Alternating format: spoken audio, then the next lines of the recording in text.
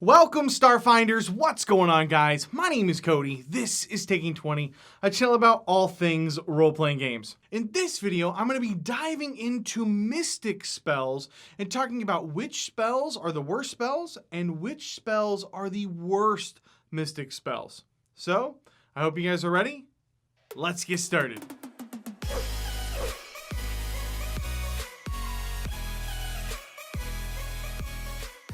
Okay, so before we get started, I want to start off by saying that much like my Technomancer guide, this Mystic Spell Guide is not the be-all, end-all list of spells.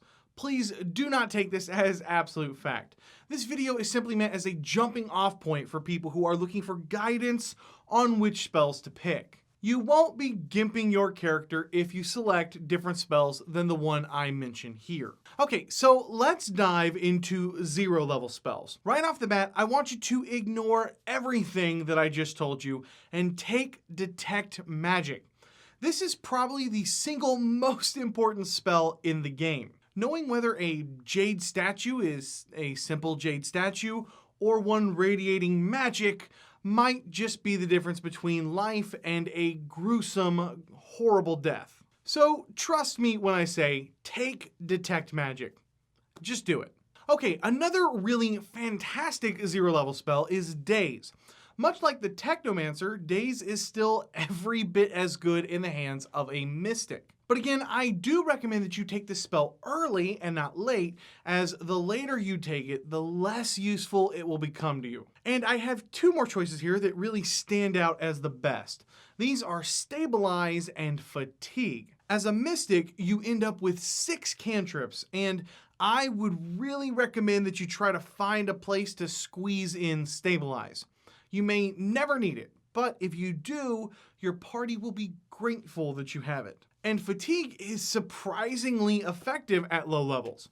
Its duration lasts 1 round per level, and if your target fails their save, they'll be dealing with a -1 penalty to armor class, attack rolls, melee damage rolls, reflex saving throws, initiative checks, and strength and dexterity based skill checks. At low levels, this is one hell of an opener against a boss in a boss fight, and it takes no spell slot from you. As far as the worst of the 0 level spells, I actually don't think the Mystic has one. All of the cantrips here are surprisingly really good. Okay, so let's jump in and look at level 1 spells. Now, right off the bat, I want to say that the Mystic has 2 incredibly powerful variable level spells that they gain access to at level 1. These are Mind Thrust and Mystic Cure. If you don't know how variable level spells work, here's the short version. Mystic Cure can be selected at 1st level, 2nd level, and on until 6th level. At each level, it does different things and is, for all intents and purposes, different spells. Whenever you select a variable level spells at a specific level, you can cast it at that level and any level below that.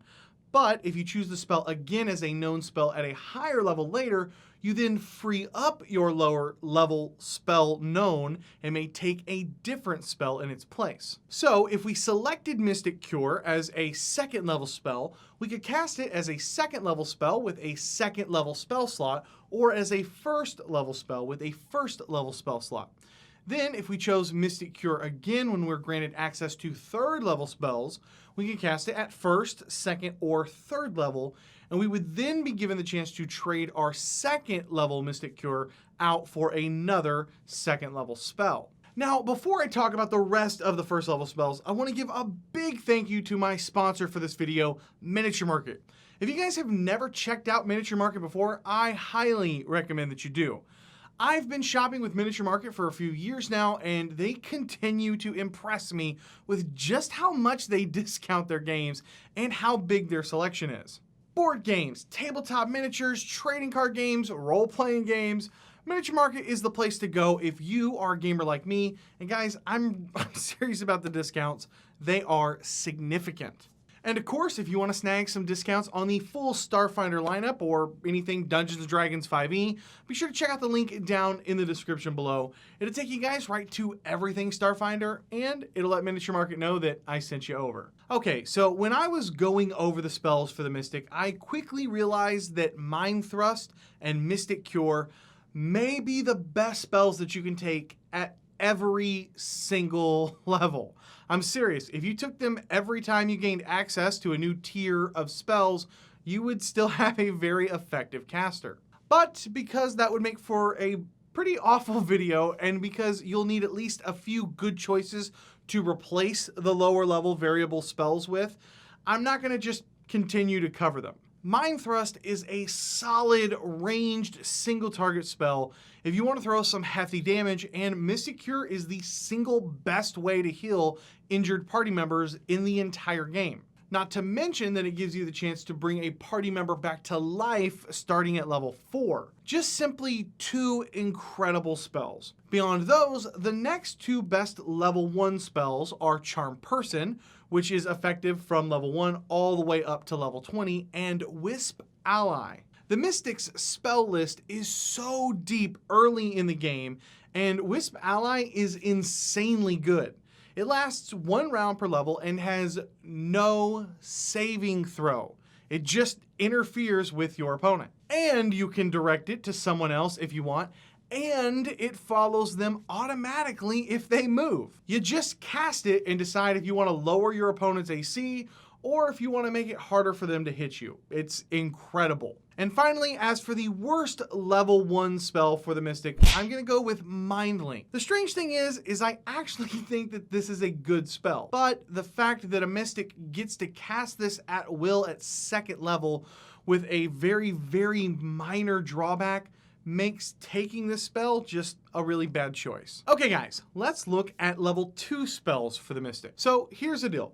As great as the choices have been for the Mystic at 0 and 1st level, at 2nd level, they start to become a bit more situational. Outside of Mind Thrust and Mystic Cure, the best spell here is Hold Person. Being able to lock someone out of a turn or 2 or 3 is pretty solid, and the spell is effective all the way up to cap. And then after that, it's pretty much dependent on the type of campaign you're playing in.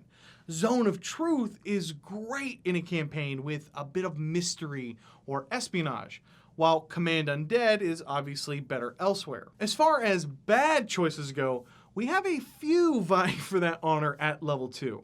It's really a tough choice between Forced Blast and Status. And as bad as Status is, I might still have to go with Forced Blast here.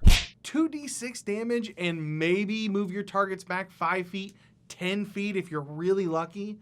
It's just a terrible spell. Don't fall for it. Much like the Technomancer, the best 3rd level spell for the Mystic is an easy choice. It's Dispel Magic. And after that, the spell that I think really jumps off the page to me as being really powerful is Bestow Curse. A -4 penalty to attack rolls against the right target, that is, someone attacking your most armored party member, can all but take them out of the fight completely. Or better yet, come up with your own curse. And having a boss's guardian take a coin flip every time they want to act for a level 3 spell slot is still pretty freaking cool as well. And another game-changing debuff spell that I really love at level 3 is Slow. It targets practically like an AoE, and targets that fail their saves have to choose between attacking or moving. And if they do decide to move, they'll do so at half speed. That is getting your money's worth, so to speak. And as far as the worst level 3 spell, well, that honor belongs to Psychokinetic Strangulation. And what a bummer. When you first read this spell, well, you know exactly what Paizo was trying to do here. And that's setting up a Darth Vader scene. But alas, once you actually read the spell, it pretty much chokes all of those hopes and dreams away. See what I did there? It does prevent people from moving as you try to crush their windpipes, but the only problem is they still get to shoot at you and cast spells. Oh, and the damage is pretty much meaningless at this point, and the target can try to save every single round. Oh, and the spell is a concentration spell, so you won't be doing much of anything else while you're in the middle of using it. Just so disappointing. Moving on to 4th level spells, let's start with the Mystic exclusive Confusion. This is a great AoE to swing the tides of battle immediately. If you've ever played Pokemon before and had your Charizard kill itself instead of attacking the damn enemy Butterfree with only 1 HP left, then you have a pretty good idea of just how badly this spell can devastate a group of enemies. The next spell I like is Fear. Fear is actually a variable level spell in Starfinder that you can take from 1st all the way to 4th level, but I'm not really a huge fan of this spell at lower levels. At 4th level, you no longer have to worry about what your target's CR is, and the spell fires off in a 30-foot cone. I wouldn't say that this is my very first go-to, as I do like Confusion a bit better here, but this still has some very powerful crowd control abilities if a second wave of enemies comes up behind your enemy line. And the last spell I want to shine a light on as a solid choice to take here is Innervation. I must admit that I kind of went back and forth a bit as to whether this deserved to be on this list, but ultimately, I like the idea that negative levels continue to stack and that instead of a save, you get to make an attack roll against your target's EAC. I would still wait to take this after you've taken Mystic Cure and Mind Thrust, as both of those spells gain new abilities at 4th level. And I do want to make a small comment here that I would actually not take Reincarnate at this level. It's not that it's a horrible spell per se, but that Mystic Cure will res someone that dropped within the last 2 rounds, and if you need to bring someone back to life that has been dead a little bit longer, it might just be easier to bring the body back and pay for the services in a spaceport or in a large city. Something that in Starfinder is far more practical than Pathfinder. Plus, who knows? Maybe it'll lead you on a new adventure, as the party might then be asked to do a favor for the service provider. And finally, the worst level 4 spell to take is Telepathic Bond. Much like Mind Link, this is more a reason of waste than being descriptive of the spell's effectiveness. I actually do like the spell, but it doesn't make a lot of sense to take it. For the best 5th level spells, the choice is again very simple. Greater Dispel Magic may very well be the best spell in the game. I would find a way to take this as early as possible. Another incredibly powerful spell at this level is Dominate Person. Your target will get a single save and the spell lasts 1 day per level. Being able to make someone your puppet is a pretty powerful effect. Not to mention that this spell has great combat and roleplay implications. Fantastic spell, and one that will make all of the Technomancers jealous. And finally listed among the best 5th level spells is Feeble Mind. This is a ray made against your target's EAC, and it absolutely crushes enemy casters that aren't prepared with a counter. The best part? They need a wish, miracle, or psychic surgery to get their wits back. That's devastating. And for the worst 5th level spell, well, that would be Cognition. The idea of gaining psychic impressions from past events at a particular location sounds cool, but the bottom line is it's just too limited. And if you have to have this spell, I'd suggest taking a spell gem and just calling it a day. And last but not least, we have 6th level spells. So I am really excited to talk about this first one, which is Flesh to Stone. This is save or die. It hits Sheeran, Vesk, humans, dwarves, elves, giant space bugs, dragons that have been resurrected, purple worms, and on and on. Granted, it may not one-shot all of those all the time, but this is without a doubt an incredibly powerful spell. As anyone who has ever fought a beholder before knows, you save or you die. The next of the best spells is Mass Suggestion. this may be the best AoE spell in the game. While this spell can hit up to 20 creatures at cap, you'll most likely only hit a handful with it as the target area is a bit limiting, though no more so than most of the spells in Starfinder. This spell can turn a combat as fast as anything in the game, which is the hallmark of a spell on the best spells list. And you get a pair of sentences to describe what you want your targets to do, so there is plenty of room here for creativity. Though as far as removing threats and enemies, you can always just tell them to simply drop all your weapons and run that way for 3 days. The spell lasts an hour per level after all, and by the time they're done, they'll be exhausted, weaponless, miles from bothering you, and possibly traveling through a territory of predatory animals. I'd say that's an effective spell. The last spell I'll put on this list, excluding of course Mind Thrust and Mystic Cure, is Greater Resistant Armor. 15 DR or Energy Resistance 15 effectively doubles your life this late in the game. It lasts for 10 minutes per level and is a simple touch spell that you can cast either on yourself or on your tank.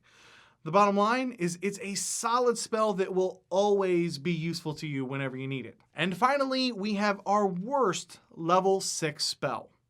That honor goes to Subjective Reality. At first, I thought, okay, this spell has a few kind of cool uses, but the more I read and thought about putting this into effect, the more I realized that this spell is just simply useless. So the spell convinces yourself that a target is an illusion.